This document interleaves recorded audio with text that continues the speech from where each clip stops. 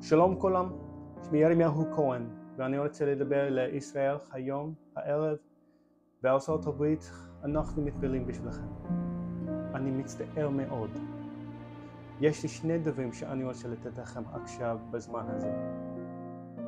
אחד, אנוכי ידעתי את מחשבות אשר אנוכי חושב עליכם, נאום אדוני.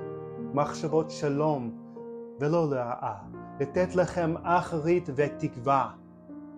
וישנו דבר בפה מלך שלמה, פתח אל אדוני בכל לבך, ועל בינתך אל תישען, בכל דרכך דעהו, והוא יישר אורחותיך.